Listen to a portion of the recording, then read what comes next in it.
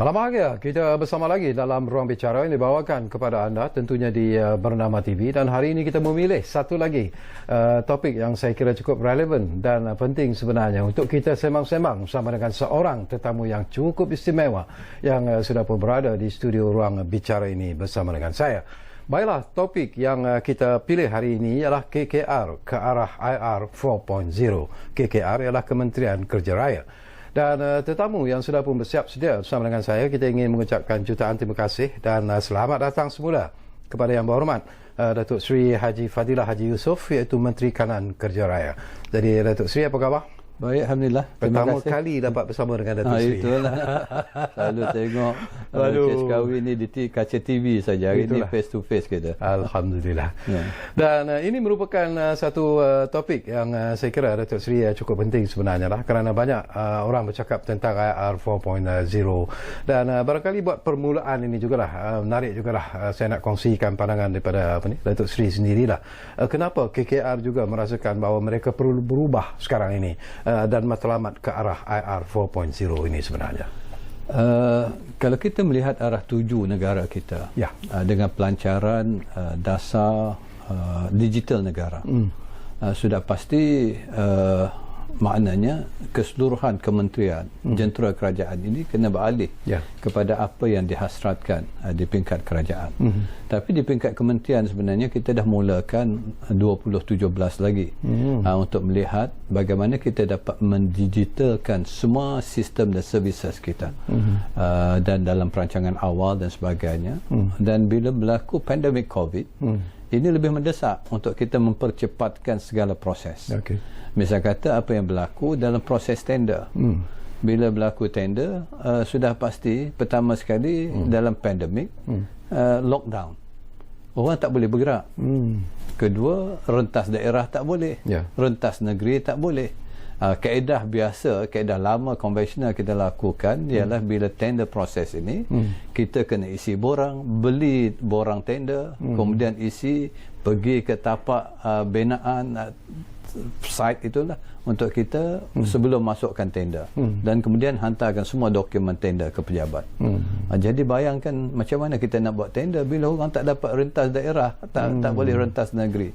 Jadi akhirnya kita kena melihat bagaimana kita dapat transformkan. Sebab itu tender sekarang ni dibuat secara online, boleh secara online, di mana serahannya melalui courier service dan sebagainya boleh diuruskan, belum sepenuhnya. Tapi di peringkat JKR itu sendiri, baru ni minggu lepas saya lancarkan J10. J10 ini, J itu JKR lah, 10 ini menunjukkan semua ke-10 proses dalam proses perolehan pembangunan kalau kita nak proses pembinaan, daripada design, daripada tendernya, daripada pemantauannya, pelaksanaan, sehinggalah ke penyelenggaraan itu. 10 proses itu sekarang ni sudah digitalkan.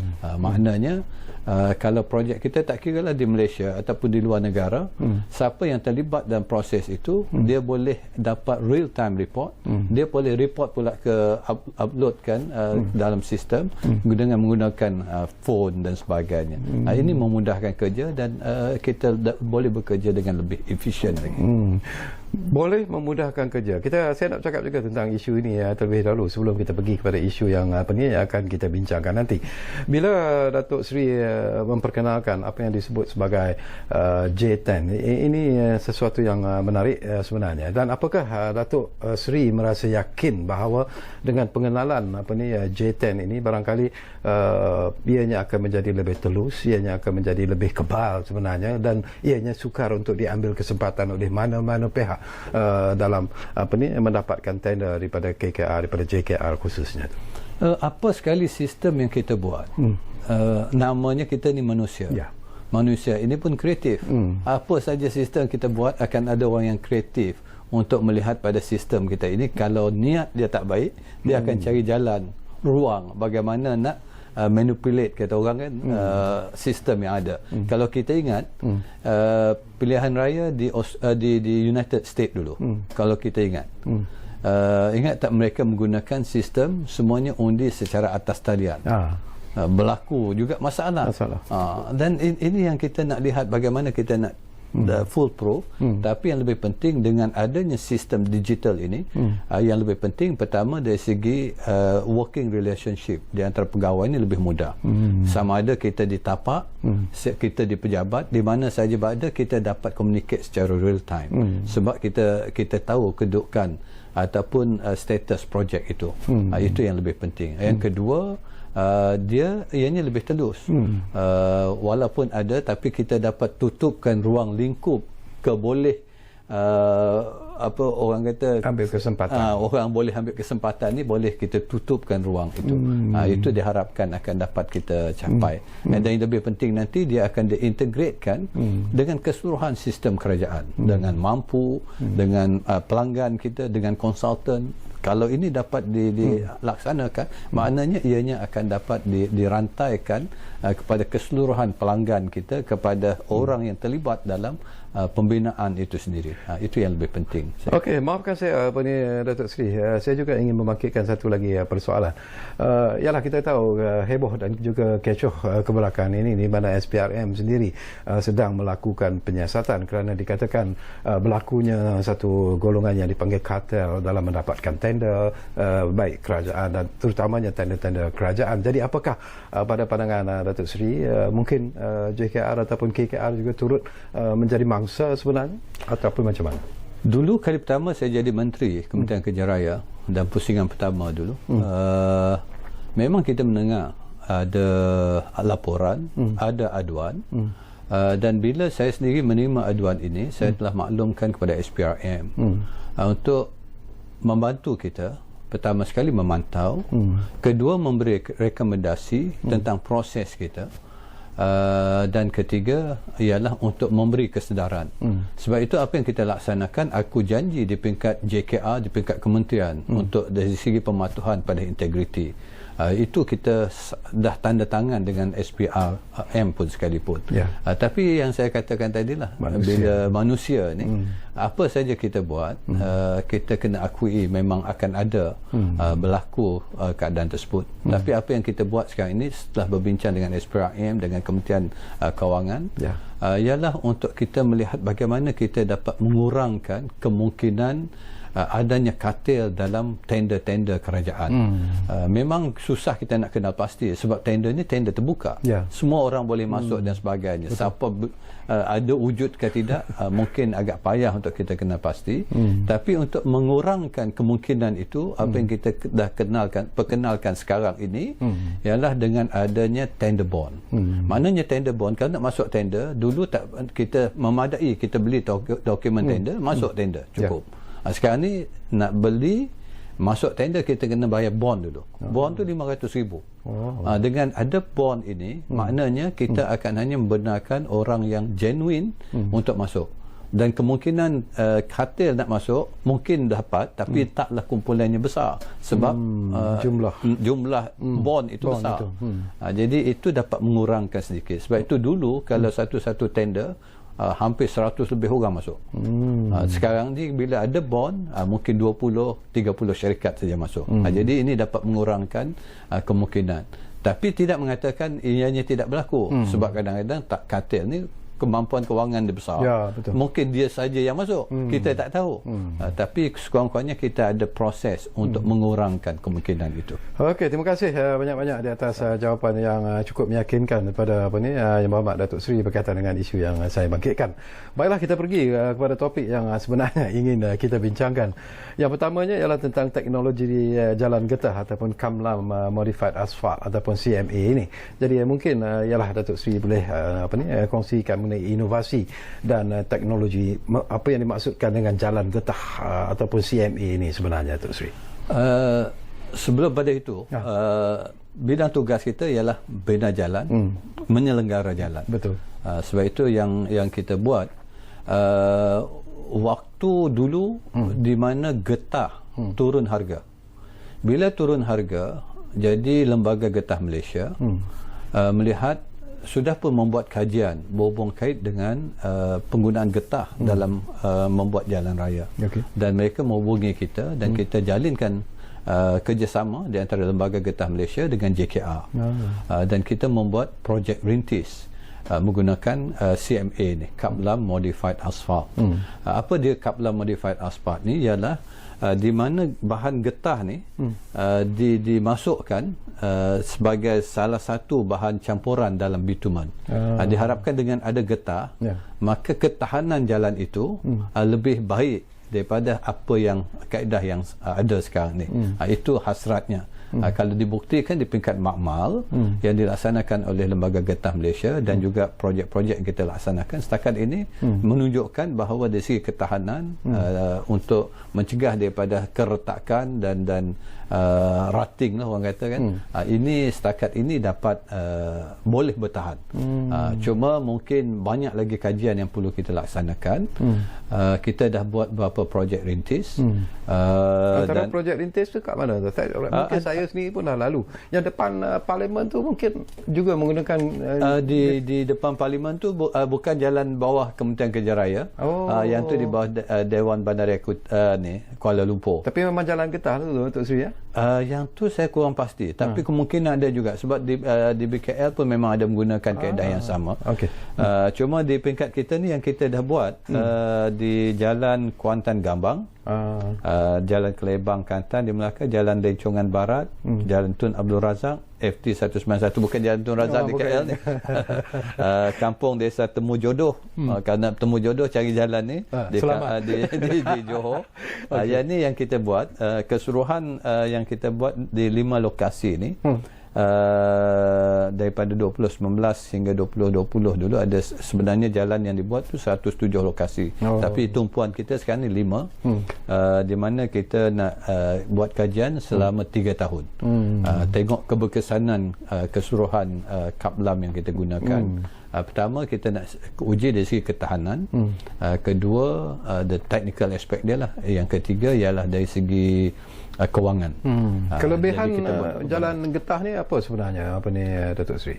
Itulah ketahanan tadi. Pasal getah dia dapat ikatkan bitumen itu, semua bahan-bahan tu diharapkan dia lebih inilah lebih tahan lah. Ada juga yang saya dapatkan pandangan dan juga pendapat daripada mereka yang telah pun menggunakan barangkali jalan getah ini, dan mereka mengatakan bahawa in terms of bunyi tayar ataupun kurang dan sebagainya, dan ialah dia jadi satu jalan yang cukup selesa lah sebenarnya untuk kita padu kereta kenderaan kita. Jadi apakah Datuk Seri melihat bahawa ini satu indikasi bahawa mungkin jalan getah ini mungkin boleh perluaskan ke seluruh negara agaknya?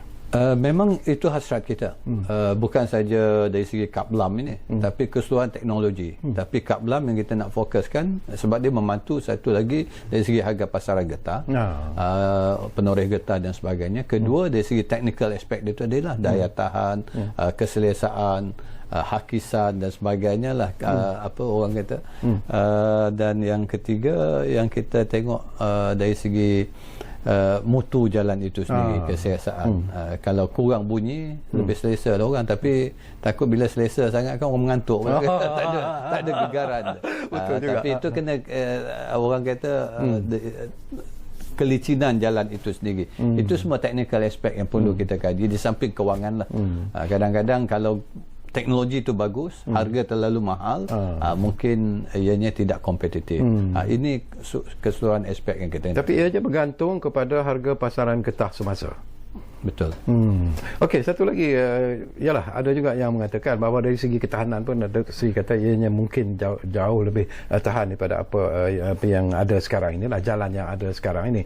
Tapi kadang-kadang ada juga bertanya tentang jalan tiba-tiba berlubang di sana sini. Ini pun yang kita alami setiap hari sebenarnya, ada jalan-jalan yang berlubang. Apakah dengan adanya jalan asfalt ataupun CMA ini mungkin ianya akan dapat mengatasi masalah itu tu Sri? Tak ada lagi jalan berlubang lah. Dia jalan berlubang ni satu isu yang agak kompleks. Pertama sekali, ada jalan kita ni dah jalan yang lama.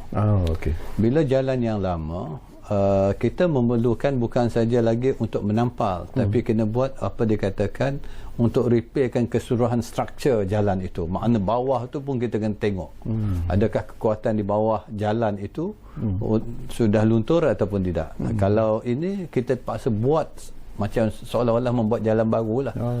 Disebabkan sekarang ni bebanan daripada muatan yang berat begitu banyak dan sebagainya, akhirnya ketahanan jalan itu sendiri dah apa. Jadi kita perlukan peruntukan yang lebih besar untuk kita buat. Sebab itu kadang-kadang jalan berlubang ni kita kena tengok, ada yang bukan disebabkan keruntuhan struktur, itu mudah kita buat. Tapi yang bila ada berlaku keruntuhan struktur, itu memerlukan belanja yang lebih besar. Dari aspek teknologi yang ada sekarang ini kepada Jabatan JKR itu sendiri, are we ready sebenarnya untuk melaksanakan projek ini secara besar-besaran? The challenge is kewangan. Itu saja. Itu saja masalahnya. Sekarang ni dengan keadaan kita sekarang, kemampuan kewangan kerajaan dan sebagainya, dengan pandemik lagi, dengan apa, sudah pasti ini menjadi cabaran pada kita, dan kita akan terus cari kaedah yang kreatif lah untuk memastikan bahawa yang penting apa yang ada sekarang ni kita maintain dulu. Sebab itu kita dapat kurangkan berlakunya lubang-lubang. Malahan tahun lepas saja, kalau nak kita dari segi angkanya, 1 juta lebih lubang telah ditutup. Bila kata 1 juta lebih, kita kata banyak kerja yang kita dah buat untuk pastikan keselamatan, tapi pada masa sama 1 juta lebih pada masa sama menunjukkan bahawa keadaan jalan itu dah tidak berapa baik. Jadi maknanya kita perlukan peruntukan lebih besar supaya kita buat baru. Dari segi teknologi, macam-macam teknologi ada. Bukan saja kaplam, bukan saja kita dah ada plastik, macam-macam lah sekarang ni yang engineering yang dah ada dibuat. Cuma bergantung dengan kemampuan kewangan kerajaan. Bila kita akan berehat, tapi sebentar saja lagi, Datuk Seri. Tapi bila Datuk Seri sebut tentang menampak ataupun lubang-lubang di jalan raya tu, lubang yang KJ kena itu dah okey tu kan? Dah. Itu yang bila part jalan ni semua orang akan tumpukan pada JKR, apatah lagi Kementerian Kerja Raya. Tapi orang lupa bahawa di Malaysia ni banyak jenis jalan. Betul. Jalan persekutuan, jalan negeri, jalan majlis, jalan kampung, semuanya, tapi akan ditujukan pada kita. Alhamdulillah. Tapi bukan bidang kuasa kita sebenarnya lah. Okey, Datuk Seri, kita akan berehat buat seketika, dan kepada anda yang sedang bersama kami di Ruang Bicara ini, jangan ke mana-mana, kembali semula sebentar saja lagi bersama kami di Ruang Bicara, kerana kita bercakap tentang isu yang menarik sebenarnya, KKR ke arah IR 4.0, dan kita bersama dengan tetamu yang cukup istimewa yang berhormat, Datuk Seri Haji Fadilah Haji Yusof, iaitu Menteri Kanan Kerja Raya. Kita rehat dulu.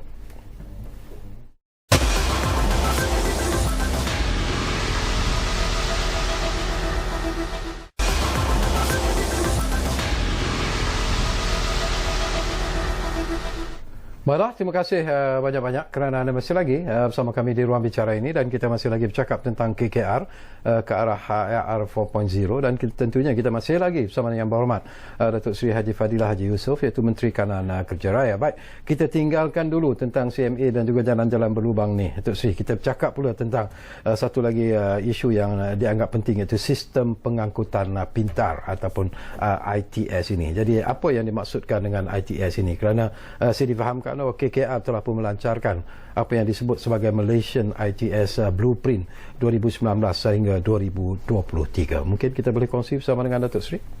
ITS ini sebenarnya adalah satu gerakan di peringkat dunia, iaitu Intelligent Transport System. Di peringkat dunia dia akan ada convention ataupun persidangan peringkat dunia, di mana digilirkan di antara US, Canada sebagai host, Europe lagi satu, dan satu lagi di peringkat Asia Pasifik.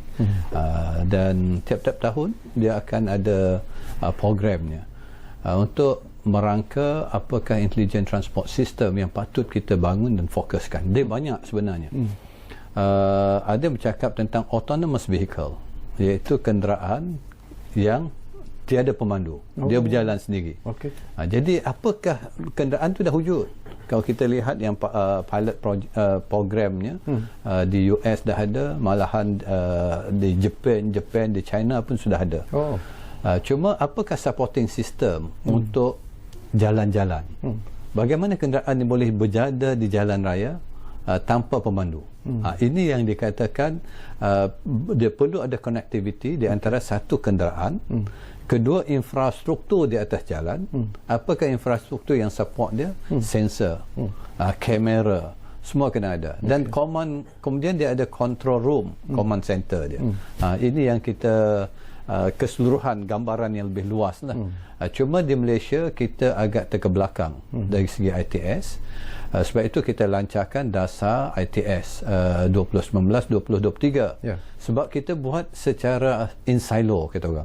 Misal kata di Dewan Bandaraya Kuala Lumpur, dia ada traffic management system dia. Itu pun ITS. Di mana dia ada control center, dia ada CCTV untuk kontrol berapa banyak kereta, traffic light dan sebagainya kan. Itu untuk memberi keselesaan supaya dekat traffic light nanti tak perlu lagi ada polis. Sebab dia ada kontrol daripada kamera tu, dia tahu dia dapat set time dan sebagainya. Sepatutnya itu yang dilaksanakan.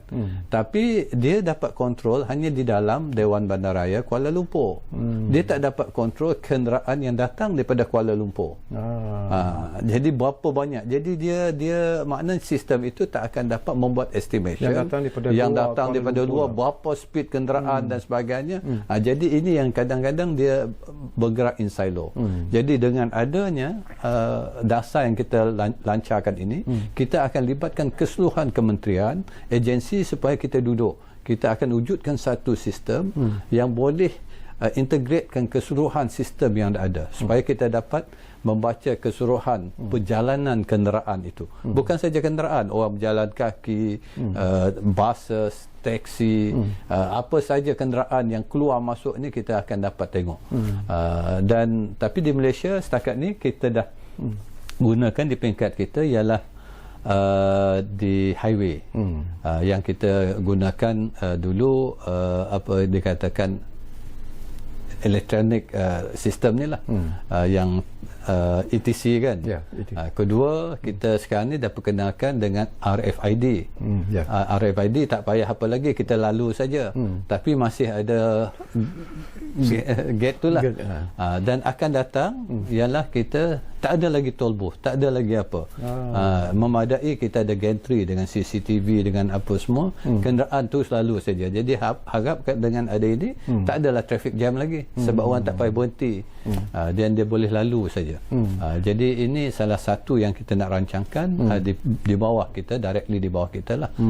Diharapkan apa dikatakan multi free flow lane ni akan dapat kita laksanakan, dan target kita ialah sehingga 2025 untuk kita laksanakan ini. Okey, saya tertarik hati dengan apa yang Datuk Seri sebut. Satu perancangan yang bagi saya sebenarnya menjanjikan sesuatu yang cukup menarik bila kita bercakap tentang traffic system di negara kita ini. Tetapi mungkin di lebuh raya yang tidak mungkin lebih mudah untuk dilaksanakan. Tetapi yang menjadi masalah sekarang ni, Datuk Seri, ialah di bandar-bandar di Kuala Lumpur, ialah di semua bandar, the system, traffic system yang sedia ada sekarang ini mungkin menyukarkan untuk pelaksanaan apa yang Datuk Seri hajatkan ini. Bagaimana nak mengatasi masalah itu? Itu yang kita katakan tadi, melalui dasar ini, di mana dasar ini diedarkan kepada keseluruhan kementerian, dan input-input daripada keseluruhan kementerian ini akan dapat kita selaraskan, dan apa saja isu ni akan dibincangkan di peringkat working group, dan jawatan kuasa kerja ini nanti akan berhalusi, dan kita akan cuba cari penyelesaian kepada apa saja permasalahan yang wujud daripada apa yang kita hasratkan. Yang penting ialah untuk melaksanakan keseluruhan sistem tersebut. Misal kata di bawah sekarang ini kerajaan yang sedia ada, kita juga dah wujudkan kluster, di mana Kementerian Kerja Raya, saya sebagai Menteri Kerja Raya pada masa yang sama saya menjaga kluster infra. Kluster infra ini terdiri daripada Kementerian Pengangkutan, Kementerian Alam Sekitar, Air dan Air, Kementerian Pengangkutan, Kementerian Perumahan dan Kerajaan Tempatan yang bertanggungjawab ke atas semua PBT, dan juga kita jemputlah Kementerian Wilayah dan sebagainya bersama dengan kita. Di sinilah kita bincangkan untuk mencari titik pertemuan kepada apa saja yang in silo itu tadi dapat dicantumkan supaya ianya dapat diselaraskan. Dan insya-Allah saya kata kalau semua bekerjasama, insyaAllah kita dapat laksanakan. Suatu isu yang juga nak dapat pandangan daripada Datuk Seri lah bila kita bercakap tentang the traffic system di Malaysia ni, terutamanya kita ambil contoh di Kuala Lumpur lah, traffic congestion itu dah sampai kepada satu peringkat yang kadang-kadang ialah menimbulkan perasaan kurang puas hati dan sebagainya. Kalau kita bandingkan dengan negara-negara lain, kita ambil paling contoh negara yang paling dekat dengan kita lah, Singapura misalnya, mereka ada satu sistem di mana mereka mengawal kemasukan trafik ke bandaraya Singapura dan sebagainya. Tapi kenapa kita tidak boleh melaksanakan sistem yang sama itu disesuaikan dengan kehendak kita sebenarnya? Sebab itu Singapura sebenarnya dah menggunakan ITS. Tapi ITS Singapura dia memfokuskan kepada public transport.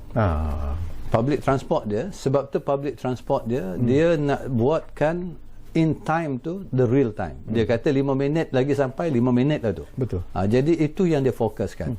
Tapi pada masa yang sama dia dah ada sistem keseluruhan.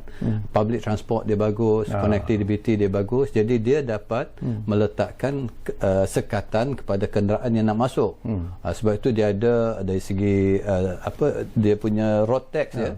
Ada yang boleh keluar malam saja, keluar hujung minggu saja, macam-macam package yang dibuat.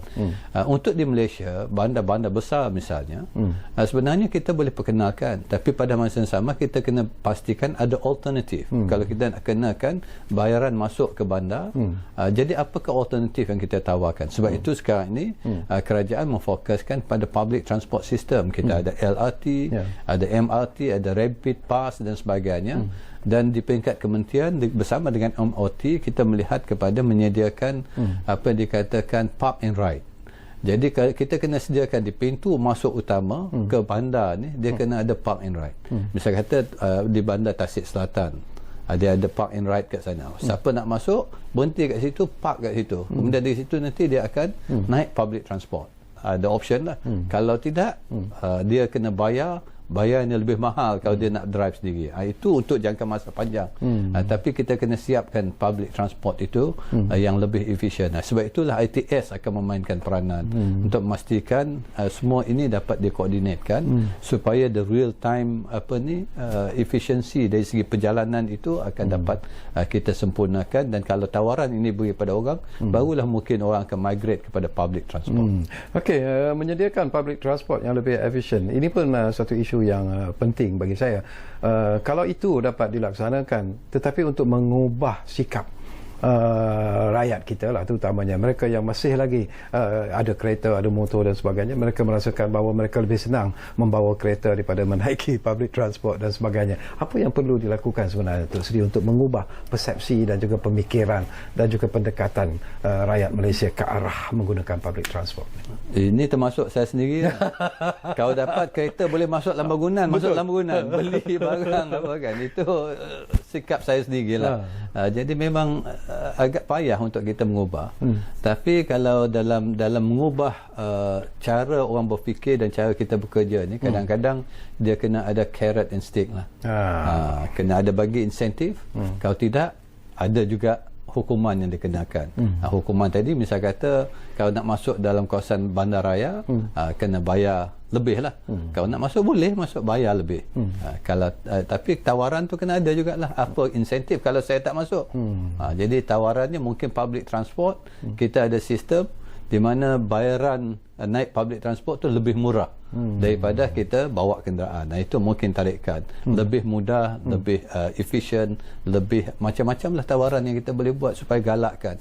Targetnya ialah kalau kita ada public transport ni, migratekan orang yang bawa kereta pergi ke public transport ni 40% mesti pergi ke public transport. Jadi ini dapat mengurangkan pertama sekali kesakan. Bila kesakan kurang, pencemaran alam sekitar pun kurang sebab kenderaan ni bunyi pun kurang, bunyi bising kenderaan dan sebagainya. Kurangnya kenderaan di jalan raya ini sebenarnya membantu alam sekitar kita. Dan yang lebih penting, kurangnya stres kita berada di jalan raya, dan mengharapkan dengan itu kesihatan rakyat kita akan bertambah baik. Secara ikhlas lah saya nak dapat pandangan Datuk Seri lah, bukan sebagai seorang Menteri Kanan Kerja Raya, tetapi sebagai seorang rakyat Malaysia yang hari-hari menggunakan jalan raya di Malaysia ini, terutamanya di Kuala Lumpur. Apakah Datuk Seri merasakan bahawa masih ada kelompongan sebenarnya dalam usaha untuk kita memperbaiki our public transportation khususnya bagi memberikan sesuatu yang mungkin dapat diterima oleh rakyat secara keseluruhannya, secara majoritinya yang suka menggunakan public transport daripada membawa kereta ataupun kenderaan sendiri. Apakah Datuk berpuas hati?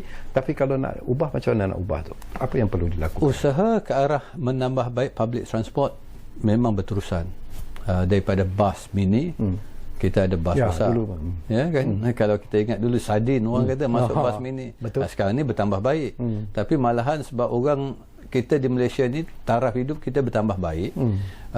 Orang nak naik public transport pula makin kurang. Sehingga kan bas paksa golong tikar, tak ada penumpang. Betul. Sebab masing-masing dah ada kenderaan. Orang dah naik Grab, naik apa dan sebagainya sekarang ini. Jadi ini mungkin cabaran. Tapi usaha ke arah itu memang ada. Sebab itu LRT, MRT ni semua dah ada. Cuma bagaimana kita nak tambah baik connectivity. Jadi ini mungkin makan waktu.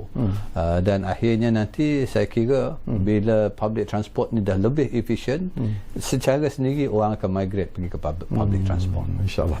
Okey Tok, kembali semula kepada apa yang Datuk sebut tadilah tentang RFID ni Tok. Setakat ni sejauh mana pelaksanaannya? Apakah ianya menunjukkan satu kesan ataupun satu arah yang cukup positif sebenarnya Tok, penerimaannya? Secara pilot project yang kita buat, sekarang ni yang dalam bandar semua dah ada RFID. Kecuali yang dalam tol tertutup kita bagilah, maknanya plus highway ni dengan apa baru di peringkat percubaan ada beberapa stesen di utara dan di beberapa tempat yang kita laksanakan. Cuma setakat ni hanya 10% baru menggunakan apa yang RFID ni. Jadi saya merasakan kita kena tingkatkan lagi usaha supaya lebih ramai lagi yang akan subscribe dan akhirnya kita boleh mengurangkan ETC dan semua akan beralih kepada RFID. Tapi kita perlu selesaikan ada juga technical isu yang perlu dilaksanakan supaya tidak mengurangkan masalah kepada pengguna bila dia menggunakan RFID nanti. Dari segi pembayaran, adakah ianya berbeza dengan apa yang ada sebelum ini tu? RFID dia masih menggunakan card touch and go juga. Tapi kalau bila kita beralih saja kepada apa nanti RFID stiker apa tu, dia actually kita kena ada e-wallet lah. Dia guna e-wallet. Dia stiker tu letak kat, ada saya tengok yang ramai letak dekat lampu. Dekat lampu dia tengok jenis kenderaan. Ada letak kat cermin, ada letak kat lampu. Di depan tu. Tapi in terms of keselamatan tak boleh kalau orang nak curi ke apa tu tak boleh ya. Kalau letak kat lampu tu. Tapi orang curi dia buka patah, orang tak boleh guna dah. Sebab tu dia stiker jenis apa kan, dia dedicated untuk orang tu lah. Okey, bila kita bercakap ini pun sebenarnya Datuk dah pun sentuh sebenarnya tentang J10 tadi tu dah panjang lebar pun tentang apa yang akan dilakukan oleh KKR. Saya nak mengajak Datuk untuk bercakap jugalah tentang tadi pun Datuk sentuh tentang bajet yang diperlukan oleh Kementerian Kerja Raya sebenarnya ke arah mencapai IR 4.0 ini. Berapa bajet yang sebenarnya telah pun dipohon oleh kementerian sendiri Datuk, yang dijangka diperlukan oleh kementerian untuk menjadikan program KKR ke arah 4.0 itu boleh direalisasikan? Dari segi peruntukan ini sudah pasti besar lah. Tapi kita sedar cabaran pada masa ini ialah fokus kita ialah pada pandemik, untuk menyelesaikan masalah pandemik COVID, kedua vaksin, ketiga pemulihan ekonomi. Dan pemulihan ekonomi kita pula mensasarkan kepada kumpulan-kumpulan tertentu. Di peringkat kementerian sudah pasti kita juga mendapat peruntukan tambahan, khususnya untuk sektor pembinaan, kontraktor kecil, sama ada untuk penyelenggaraan misalnya kita dapat tambahan 200,000 untuk tahun ini saja untuk memberi projek-projek kepada G1 dan G4. Tapi dalam sektor IT ini keseluruhan projek ini mungkin makan besar, belanja yang begitu besar sekali. Sebab itu kita akan membuat secara berperingkat.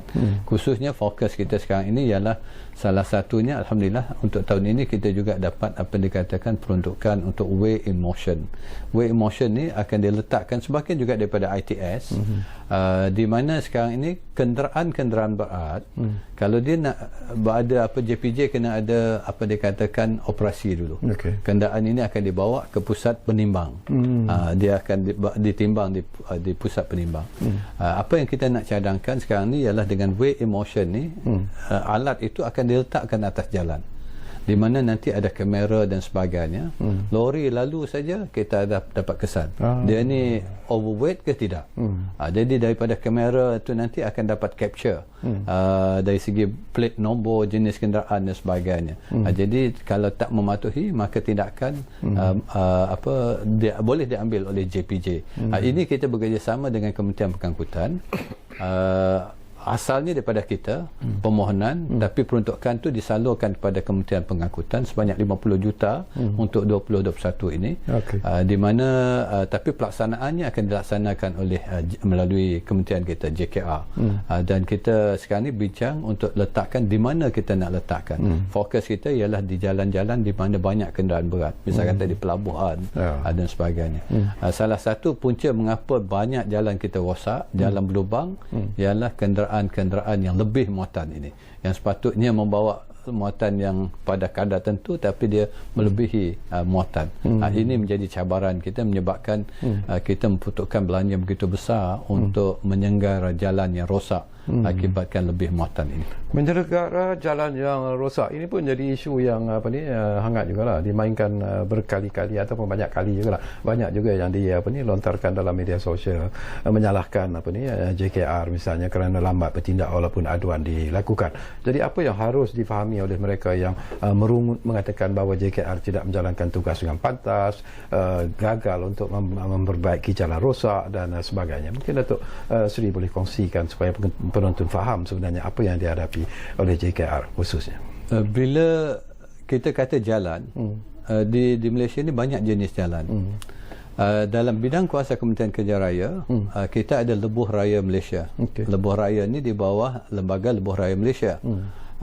Dan ini memang di kawasan dia di mana syarikat konsesi yang menjadi pemaju kepada lebuh raya tersebut akan bertanggungjawab mengawasi dia, sebab mereka dibayari dengan bayaran tol. Jadi standardnya lebih tinggi daripada jalan persekutuan, malahan jalan negeri dan juga jalan-jalan daerah.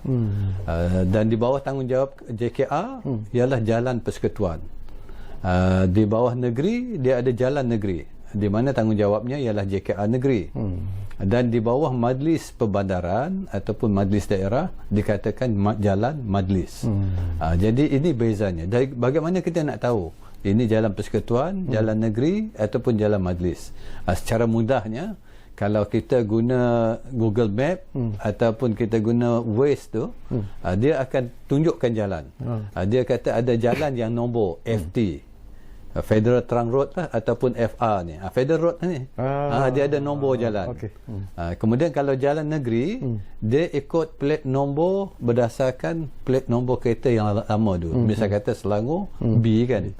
Perak A ke, Penang P. Kalau dia tulis itu P, itu jalan negeri lah, ataupun ikut nombor tu. Itu jalan negeri. Kalau majlis daerah, biasanya nama jalannya akan berasaskan nama jalan. Dia ada jalan Datuk apakah, jalan apa, itu jalan negeri ataupun jalan majlis lah tu. Itu bezanya. Jadi bidang kuasa di bawah mereka. Cuma peruntukan untuk menyenggara jalan negeri, jalan majlis ni ialah diperuntukkan oleh Kerajaan Persekutuan, terus diserahkan peruntukannya kepada Kerajaan Negeri melalui Pejabat Kewangan Negeri. Dia berdasarkan berapa panjang jalan negeri itu, tiap-tiap tahun akan diperuntukkan. Jalan Persekutuan dia tak ada peruntukan berdasarkan panjang jalan.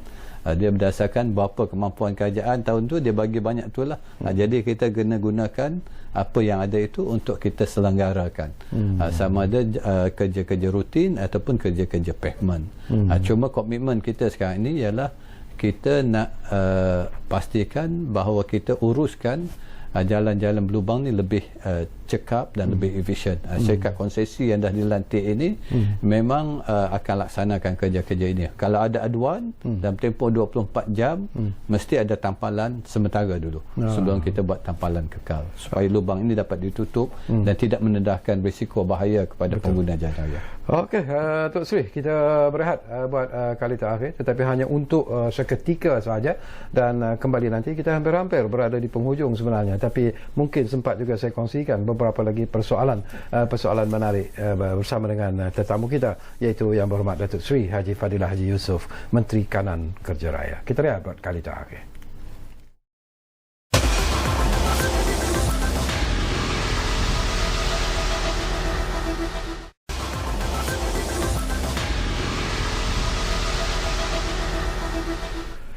Malah kita hampir-hampir berada di penghujung ruang bicara sebenarnya. Tak banyak lagi masa yang tinggal. Walaupun banyak persoalan sebenarnya yang telah pun kita kongsikan bersama dengan Berhormat Datuk Seri Haji Fadilah Haji Yusof. Satu lagi perkara juga yang mungkin saya ingin dapatkan pandangan Datuk Seri lah. Ini pun isu yang banyak disebut-sebut, terutamanya beberapa bulan yang terdahulu, iaitu tentang pengambil alihan lebuh raya oleh pihak kerajaan. Dan ini juga menjadi mainan di media sosial mengatakan apakah itu satu yang boleh dilakukan, apakah ianya praktikal, tetapi mungkin dari segi kosnya memerlukan satu kos yang cukup tinggi sebenarnya. Tetapi apakah Datuk Seri mencangkakan bahawa mungkin akan tiba satu masa nanti di mana kerajaan juga mampu untuk mengambil alih lebuh raya yang ada di negara kita ini? Kalau kita melihat pada perkara ini, kalau kita ingat setiap kali nak election, malahan dalam parlimen seringkali dibangkitkan dulu sama ada daripada parti politik, pembangkang pada waktu itu DAP misalnya. Kalau mereka ambil alih kerajaan, maka mereka akan hapuskan semua tol. Itu berlaku. Dan bila mereka ambil alih, baru mereka sedar bahawa bukannya murah nak ambil alih tol. Dan akhirnya apa yang mereka laksanakan ialah untuk meminta plus strukturkan kembali, di mana kaedah tolnya ditetapkan dengan diskaun 18% dan tak ada kenaikan lagi. Maka tol untuk plus ini disambung.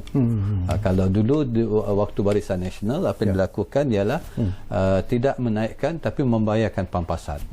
Kos itu besar. Sekarang ini pun kita menelan belanja ratusan juta hanya untuk membayar pampasan kalau kita tak naikkan kadar tol. Sebab itu dari segi apa yang baik dilakukan dulu untuk kita restructure balik. Mungkin sekarang ini kita sudah pun menerima cadangan daripada syarikat-syarikat konsesi ini, daripada Gamuda, daripada Prolintas, untuk restructure apa yang dilakukan oleh PLUS. Dia kata kerajaan tak payah bayar pampasan, tapi bagi dia tetapkan kadar tol itu dengan diskaun dan kemudian sambungkan beberapa tahun lagi untuk mereka laksanakan konsesi tersebut. Itu sedang diperincikan oleh kita bersama dengan APU dan Kementerian Kewangan. Kalau ini jadi nanti kita akan umumkan. Yang penting ialah pertama sekali kita nak jaga bahawa keyakinan pelabur kepada kerajaan kita supaya dasar mesti jelas. Jangan kita ada flip-flop dari segi dasar, nanti orang tak nak melabur lagi. Investment dalam untuk membuat apa ni besar. KWSP saja melabur begitu besar dari segi highway kita. Bank lagi memberi pinjaman dan sebagainya.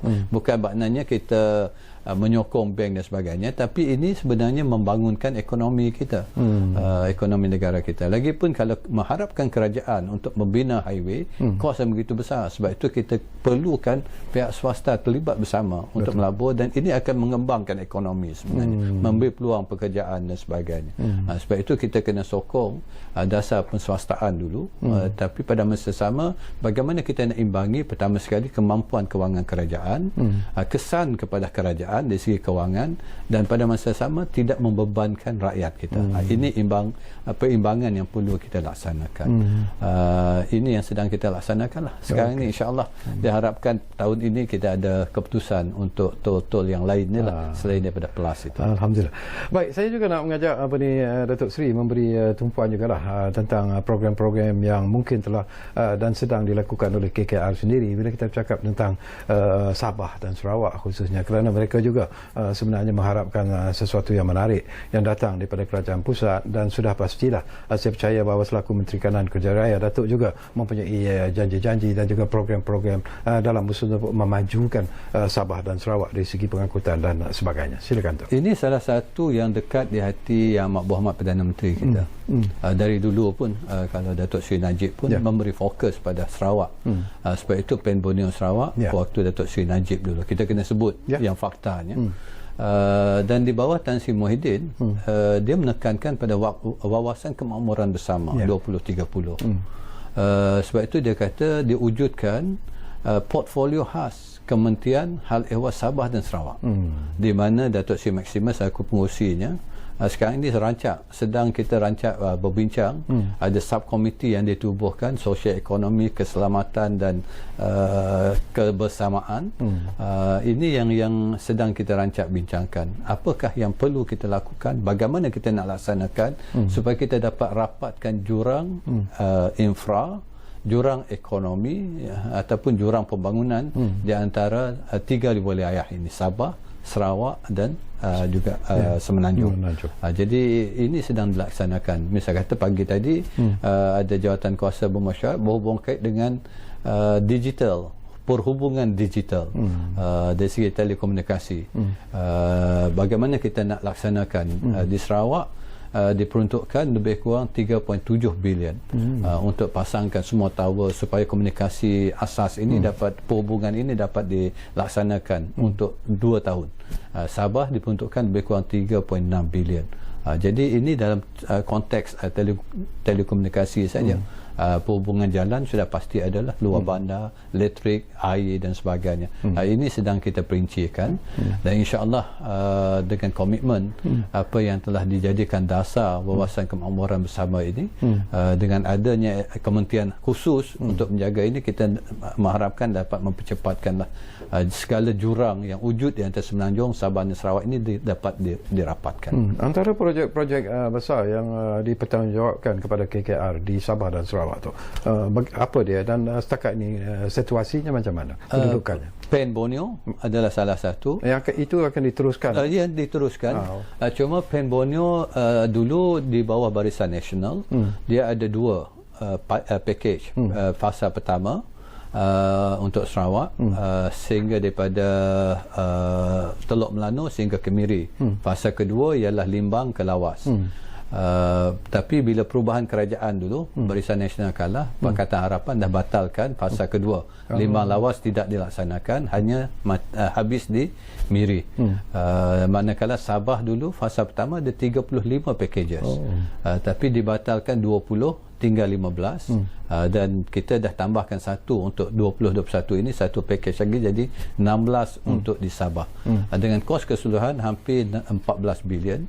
Manakala di Sarawak hampir 17 bilion keseluruhannya. Sarawak dah mencapai tahap 62%, di Sabah daripada 16 packages itu lebih kurang 40 lebih peratus. So jangkaan masa akan siap nanti projek Pen Borneo tu bila agaknya tu? Mengikut fasanya lah. Tapi untuk Sarawak yang fasa pertama 11 packages itu insya-Allah dalam tempoh 2023 diharapkan akan dapat disiapkan.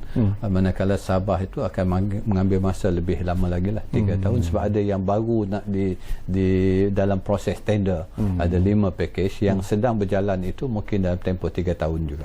Okey, kita ada lebih kurang 2 minit saja lagi. Apa ni Datuk Seri, masa begitu pantas berlalu sebenarnya. Kita banyak bercakap di awal tadi tentang digital economy. Kita banyak bercakap tentang digitalization dan KKR juga ke arah apa ni IR 4.0. Jadi harapan dan juga visi apa ni Datuk Seri sendiri untuk menjayakan apa yang diharapkan ini, terutamanya dalam proses ke arah IR 4.0 ini tu. Kita kena balik sebab cabaran pada masa depan bagaimana kita dapat menguasai teknologi. Jadi tak ada pilihan. Sebab itu kita mengajak di peringkat kementerian dan semua agensi di bawah kementerian untuk kita berubah cara kita berfikir cara kita bekerja supaya kita akan dapat mampu bersaing untuk meletakkan Malaysia ini kepada pesada global, bukan saja lagi peringkat ASEAN tapi pesada dunia. Tapi untuk itu kita kena kuasai dan kita kena strong dalam research and development, kita kena menguasai teknologi dan bagaimana teknologi ini dapat disesuaikan untuk sistem kerja kita sendiri. Tak kira lah sama ada dari segi method, dari segi material, daripada sistem, dan akhirnya saya kira kalau ini dapat sempurnakan oleh kita semua, maka kerja kita lebih efisien dan lebih transparent, dan hopefully ianya akan dapat memberi manfaat yang lebih lagi pada rakyat dan pulangan yang besar pada negara kita. Baik, terima kasih banyak-banyak kepada Yang Berhormat Datuk Seri Haji Fadilah Haji Yusof, iaitu Menteri Kanan Kerja Raya. Terima kasih kembali. Ya, secara ikhlas je Datuk Seri, saya cukup selesa sembang-sembang dengan Datuk Seri. Jadi di masa-masa yang akan datang mungkin saya teringin benar untuk membawa Datuk Seri ke program Ruang Bicara ini. Kita tak usah bercakap tentang KKR, tapi kita bercakap tentang politik Malaysia semasa. Itu pun isu yang saya pun selesa dengan itu. satu isu yang menarik sebenarnya. Dan kita juga mengucapkan terima kasih kepada anda yang menumpukan perhatian bersama kami di Ruang Bicara ini. Dan jangan lupa, kita masih lagi menghadapi pandemik COVID-19. Jadi ambillah ataupun jagalah kesihatan anda di mana jua anda berada. Kita jaga kita jaga keluarga kita, dan yang penting kita jaga negara kita. Jumpa lagi.